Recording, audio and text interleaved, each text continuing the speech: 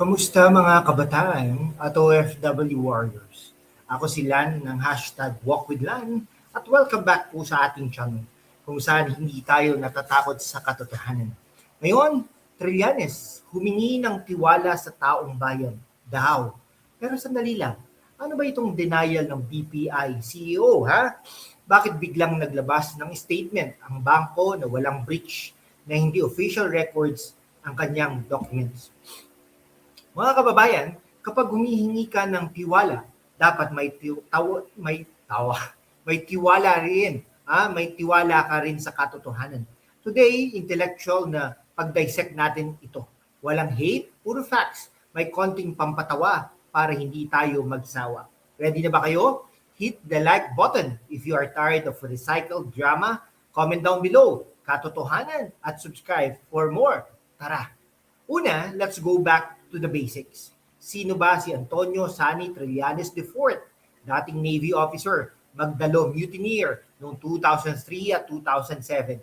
Hero o reckless? Debatable yan. Pero importante, he built a career on exposing alleged corruption.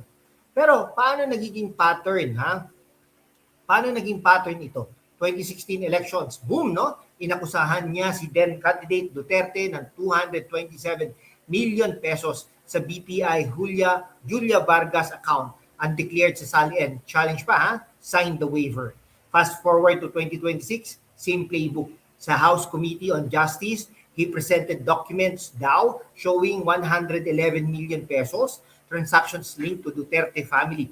Pero anong sagot ng BPI? Denial. No breach of client confidentiality. Those are not official records. Internal investigation nila, walang data leak.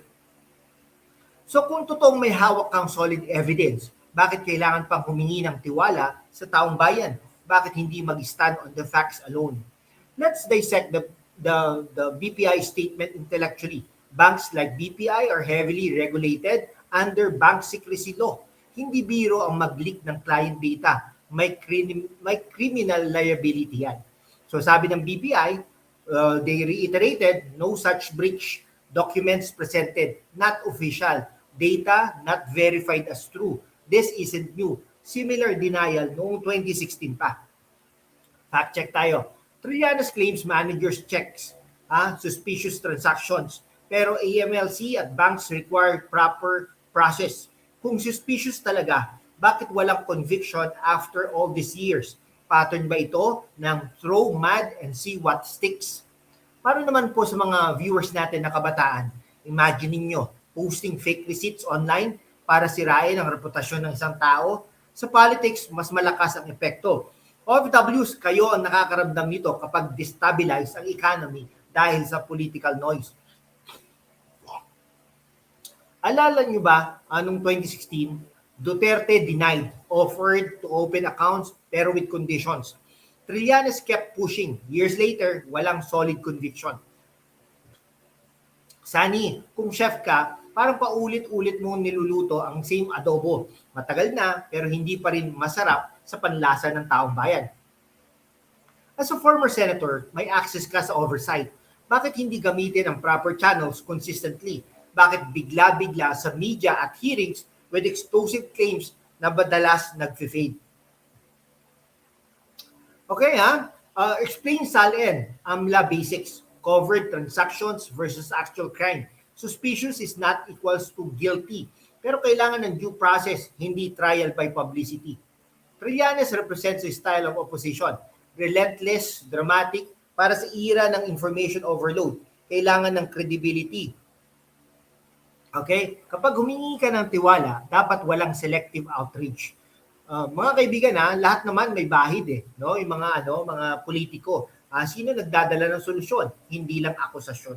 Para naman sa mga OFWs, habang kayo nagpapadala ng remittances, ang political instability ay nakakaapekto sa peso at opportunities. Para naman po sa mga kabataan, huwag maging blind followers na kahit sino, left, right, or center. Demand facts. O post muna tayo. Comment down below. Ano sa tingin ninyo ang real motive? Loyalty ba o personal vendetta? Maraming kabataan na dati Trillanes fans Ngayon, skeptics dahil sa repeated failed predictions, facts over feelings. Parang ex na humihingi ng second chance pero may bagong chismis every week. Mga kababayan, critical tayo pero hindi manhid. Suportahan ang tunay na accountability. While thinking, check these trending finds para sa inyo. Wireless earbuds sa Shopee, perfect pakinggan ng balanced news while working abroad. Korean skincare sa Lazada o sa Lora, stay glowing kahit stress sa politics. Portable power banks at smartwatches, stay connected and healthy. Collagen drinks para energy, casual outfits sa Salora para confidence sa opinions ninyo. Affiliates link sa description. Shopping Smart supports channels like this, mga kaibigan. Okay, pero bago tayo magtapos, huwag nating iwanan ito ng walang mahalagang aral. Ha? Mga kabataan, Generation Z at Millennials. Okay? Sa mga nanonood nito, kayo ang may hawak sa future ng Pilipinas. Huwag kayong maging tamad na scroll lang at i-like ang dramatic post. Kailangan nyo ng critical thinking. Kapag may politiko na humihingi ng tiwala pero ang kanyang ebidensya ay madalas na inaalisan ng kredibilidad ng mismong institusyon tulad ng BPI, CEO denial, tanungin ninyo, bakit ganito ulit? Sa politics, may tinatawag na boy who cried wolf syndrome. Noong 2003, Magdalo Mutiny. 2007, Oakwood. 2016, bank allegations. Multiple impeachment attempts. At ngayon, 2026 hearing, paulit-ulit ang script. Pero bakit kulang sa convictions? Trillanes is known for strong rhetoric pero weak follow-through. Maraming documents na explosive daw, pero pagdating sa korte o tamang investigasyon, biglang nawawala ang usok.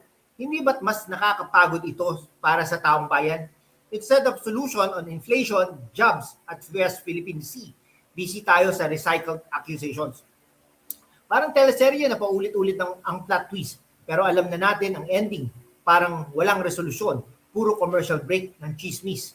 Para sa mga OFWs dyan, sa Saudi, Singapore, Hong Kong, Europe o kahit sa barko, alam nyo ang hirap. Nagpapadala kayo ng pera para maitaguyod ang pamilya, pero kapag may political circus dito,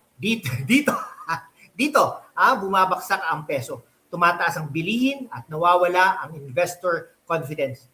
Kailan ba natin isasawalang bahala ang mga politikong drama kings at queen at hilingin ang totoong accountability na may proseso?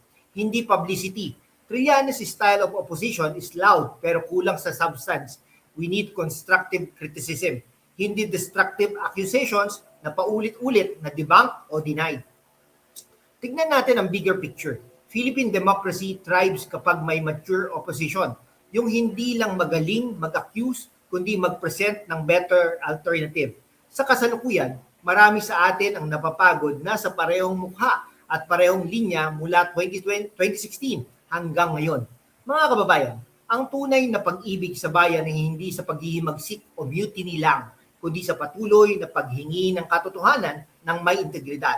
Huwag tayong maging sunod-sunuran, gamitin ang utak. Research muna bago i-share, verify bago i-trust. At habang ginagawa niyan, bakit hindi samantalahin ang mga best finds na pwede rin ninyong makuha online? Wireless earbuds sa Shopee para malinaw ninyong marinig ang mga hearings at analysis kahit nasa ibang bansa kayo. Korean skincare set sa Salora o Lazada. Stay fresh at glowing kahit stress sa balita.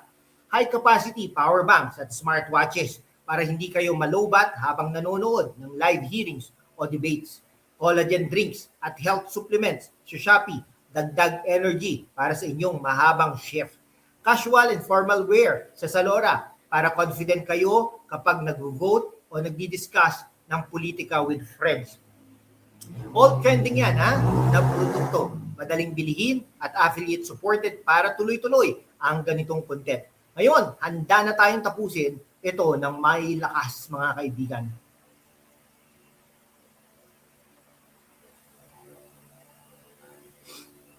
Okay, sa huli, Trillanes humingi ng tiwala. Pero ang BPI denial ay malakas na tanong, Mark. Tayo ang magdidesisyon gamit ang utak at ebidensya. Mga kababayan, sa mundo kung saan ang kasinungalingan ay nangingibabaw ang katotohanan ang unang sinisikil. Pero kasama kayo, magpapatuloy tayo sa laban, walang takot, walang kinikilingan, at laging handa para sa bayan. Sumali na sa aking YouTube channel membership sa #WalkWithLan at tulungan natin ang channel na maabot ang 100,000 subscribers. Ang inyong suporta, ang susi sa kalayaan natin para ipagpatuloy ang pagbabalita ng katotohanan. Salamat at kita-kits sa laban. Like, share, subscribe. Mabuhay po ang Pilipinas. God bless the Philippines.